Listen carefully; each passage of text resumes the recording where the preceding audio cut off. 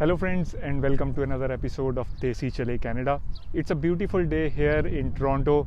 The sun is out, so I thought it would be a good time to shoot a segment of this video outdoors. I hope you enjoy the view as well. A few months ago, I had created a video titled "Is it worth moving to Canada?" In that video, I had talked about the pros and cons of life in Canada, and also I mentioned a few points that prospective immigrants should take into consideration before they make the big move to shift to Canada. But things have changed a lot since then, and a point that may have been of relevance till a few months back may not be of relevance in the present circumstances. With the COVID-19 situation upon us, nobody is actually sure what it's going to look like in a few months from now. Prospective immigrants are especially left wondering if this would be the best time to move to Canada. In this video, I shall talk about a few very important points that prospective immigrants should take into consideration if they are looking to make this big move and shift to Canada sometime in the next few months. So by the end of this video, you should be able to understand if it would be right to immigrate to Canada in the year 2020.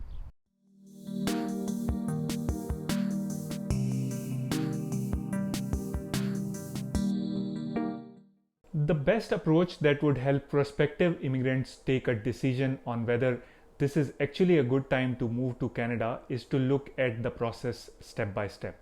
The first step in the process is the immigration process itself. Before the coronavirus pandemic struck, Canada had announced that it would welcome more than 1 million new immigrants into the country over the next 3 years. The target for year 2020 was just under 350,000 permanent residents. However, the pandemic has changed all of this, and as per various reports, the country in all likelihood will not be able to meet its target immigration levels for this year.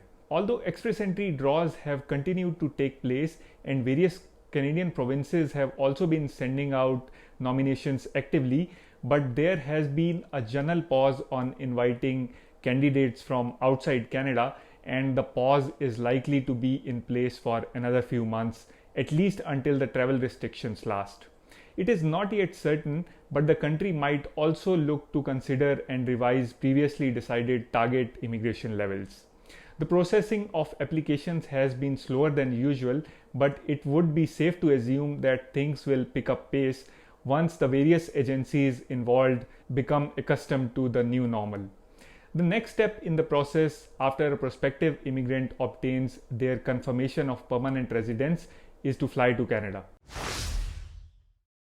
Currently, flight operations around the world have been disrupted and stalled.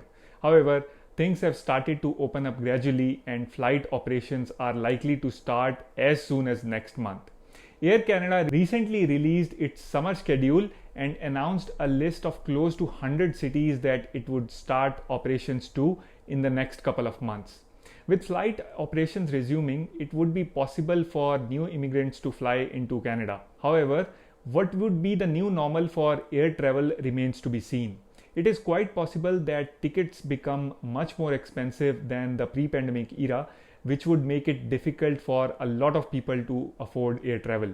Even if we assume that this would not be a major point of consideration, but the requirement to mandatorily quarantine oneself upon arrival in a new country may prove to be a bummer for many. Canada currently has a mandatory 14 days self-isolation requirement for incoming passengers, and that is likely to become the norm at least for the next few months. Arriving in Canada as a new immigrant and not being able to go out for 2 weeks presents its own set of challenges, and that is something that prospective immigrants must consider for sure. Now, after a person moves to Canada, the first thing on one's mind is to find long-term accommodation, and that is the next point on our list. Finding an accommodation in the pre-pandemic era, especially for new immigrants moving to the bigger cities, was a major challenge. Not only did most new immigrants struggle with their inability to show an employment letter and credit history, but the rentals were also going through the roof. When I moved here a few years back, the rentals were increasing almost every week, and it was impossible to find a decent condo apartment for less than $2,000 a month, which later increased to as high as $2,500 a month. However, with not as many people coming into the country now, the rental market has already taken a hit and rentals are expected to go down even further over the next 1 year. The same holds true for people looking to buy a house. While house prices in the bigger cities were becoming out of reach for an average person, this scenario is expected to change and prices are expected to level out over the next 1 year.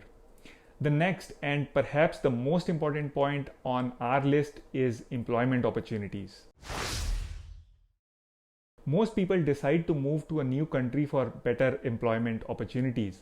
While the job market in Canada was expanding rapidly during the pre-pandemic era, and the only limitation that new immigrants had to deal with was the lack of Canadian experience. However, as a result of the coronavirus pandemic, hundreds of thousands of people have lost their jobs in Canada, and some sectors of the economy are likely to suffer long-term damage even after the pandemic is over.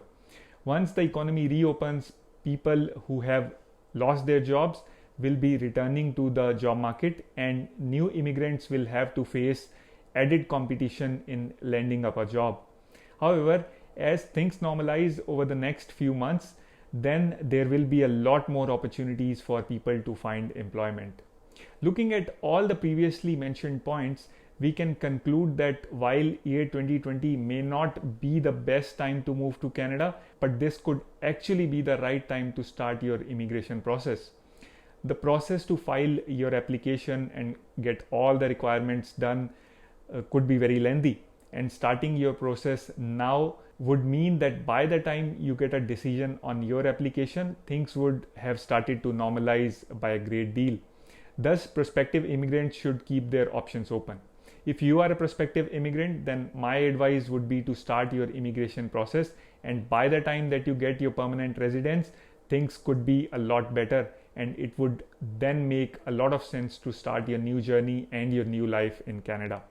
For people who have already completed their immigration process but have not yet moved to Canada, this would be a good time to upgrade your skills, so that once you decide to move here finally, your new skills could lend you an edge in the job market.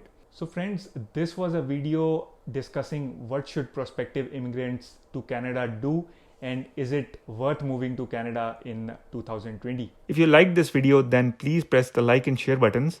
For more information related to Canadian immigration and life in Canada, please subscribe to Desi Chale Canada's YouTube channel. I'll see you soon with another video. Till then, stay tuned.